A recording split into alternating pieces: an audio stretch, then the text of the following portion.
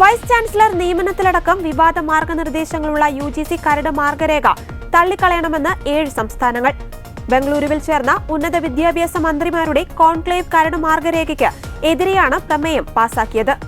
കേരളവും തമിഴ്നാടും കർണാടകയും അടക്കം 7 സംസ്ഥാനങ്ങളിലെ ഉന്നത വിദ്യാഭ്യാസ മന്ത്രിമാരാണ് ഇന്നലെ യോഗം ചേർന്നത്.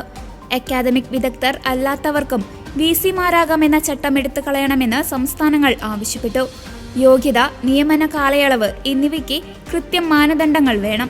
VC സെർച്ച് കം സെലക്ഷൻ കമ്മിറ്റിയിൽ സംസ്ഥാന സർക്കാർ പ്രതിനിധികൾ ഉണ്ടായേ തീരൂ. സംസ്ഥാന സർക്കാരിനെ VC നിയമനത്തിൽ നിന്ന് മാറ്റി നിർത്തുന്നത് ഫെഡറൽ തത്വങ്ങൾക്ക് തന്നെ എതിരാണ്.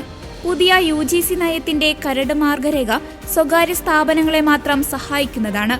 പുതിയ മാർഗരേഖ തയ്യാറാക്കുമ്പോൾ കൃത്യമായ സംസ്ഥാനങ്ങളോട് ആലോചിക്കാൻ കേന്ദ്ര സർക്കാർ തയ്യാറാകണമെന്നും പ്രമേയത്തിൽ ആവശ്യപ്പെട്ടു. VC നിയമനത്തിൽ മാറ്റം നിർദ്ദേശിക്കുന്ന UGC കരട് മാർഗരേഖയ്ക്കെതിരെ കേരള നിയമസഭ നേരത്തെ ഐക്യകണ്ഠേന പ്രമേയം പാസാക്കിയിരുന്നു. കേന്ദ്ര സർക്കാരിനെ വിമർശിച്ച് മുഖ്യമന്ത്രി അവതരിപ്പിച്ച പ്രമേയത്തെ പ്രതിപക്ഷവും പിന്തുണച്ചു.